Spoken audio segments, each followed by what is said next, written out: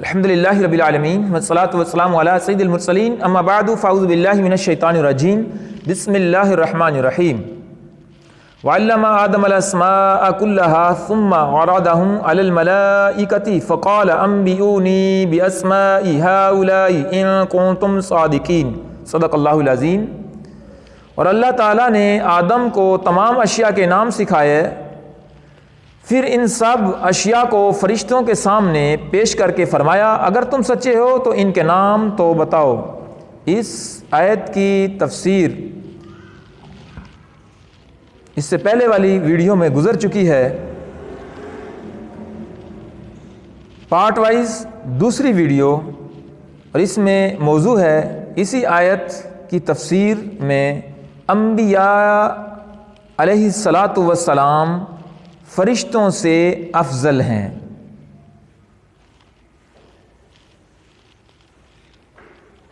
واقعہ آدم علیہ الصلاۃ والسلام سے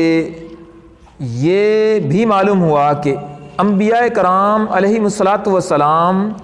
فرشتوں سے افضل ہیں،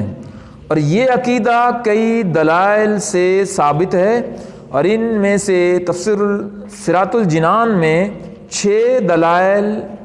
درج کیے گئے ہیں، جن میں سے نمبر 1،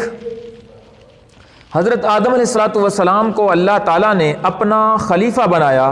اور یہ اس بات کی دلیل ہے کہ وہ فرشتوں سے افضل ہیں، کیونکہ ہر شخص یہ بات اچھی طرح جانتا ہے بادشاہ کے نزدیک لوگوں میں سب سے بڑے مرتبے والا وہ شخص ہوتا ہے جو ولایت اور تصرف میں بادشاہ کا قائم مقام ہو۔ اور اسی طرح نمبر 2، حضرت آدم علیہ الصلاۃ والسلام فرشتوں سے زیادہ علم رکھنے والے ہیں، اور جسے زیادہ علم ہو وہ افضل ہوتا ہے، کیونکہ اللہ تعالیٰ نے ارشاد فرمایا ہے قُلْ هَلْ يَسْتَوِي الَّذِينَ يَعْلَمُونَ وَالَّذِينَ لَا يَعْلَمُونَ۔ ترجمہ کنز العرفان، تم فرماؤ کیا علم والے اور بے علم برابر ہیں؟ نمبر 3، انبیاء کرام علیہ الصلاۃ والسلام کی شان میں دلیل کہ وہ فرشتوں سے افضل ہیں کہ اللہ تعالیٰ نے فرشتوں کو یہ حکم دیا کہ وہ حضرت آدم علیہ الصلاۃ والسلام کو سجدہ کریں۔ اس سے معلوم ہوا کہ وہ فرشتوں سے افضل ہیں، کیونکہ سجدے میں انتہائی تواضع ہوتی ہے، اور کسی کے سامنے انتہائی تواضع وہی کرے گا جو اس سے کم مرتبے والا ہو۔ نمبر 4، اللہ تعالیٰ نے ارشاد فرمایا ان اللہ اصطفیٰ آدم و نوحا و آل ابراہیم و آل عمران علی العالمین۔ بے شک اللہ تعالیٰ نے آدم اور نوح اور ابراہیم کی اولاد اور عمران کی اولاد کو سارے جہان والوں پر چن لیا۔ اس کا معنی یہ ہے کہ اللہ تعالیٰ نے ان انبیاء کرام علیہ الصلاۃ والسلام کو تمام مخلوقات پر چن لیا، اور چونکہ مخلوقات میں فرشتے بھی داخل ہیں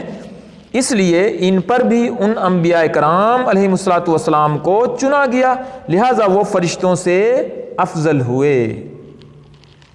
اور نمبر 5، اللہ تعالیٰ نے اپنے حبیب علیہ الصلاۃ والسلام کے بارے میں ارشاد فرمایا وَمَا أَرْسَلْنَاكَ إِلَّا رَحْمَةً لِّلْعَالَمِينَ، اور ہم نے تمہیں تمام جہانوں کے لیے رحمت بنا کر ہی بھیجا۔ سبحان اللہ۔ اور چونکہ عالمین میں فرشتے بھی داخل ہیں اس لیے رسول کریم صلی اللہ تعالی علیہ وآلہ وسلم ان کے لیے بھی رحمت ہوئے، اور جب آپ صلی اللہ تعالی علیہ وآلہ وسلم فرشتوں کے لیے رحمت مطلق ہیں تو یقیناً ان سے افضل بھی ہیں۔ نمبر 6، حضرت ابو سعید خدری رضی اللہ تعالی عنہ سے روایت ہے نبی کریم صلی اللہ تعالی علیہ وآلہ وسلم نے ارشاد فرمایا میرے 2 وزیر آسمانوں میں ہیں اور 2 وزیر زمین میں ہیں۔ آسمانوں میں میرے 2 وزیر حضرت جبرائیل اور حضرت میکائیل علیہم السلام ہیں،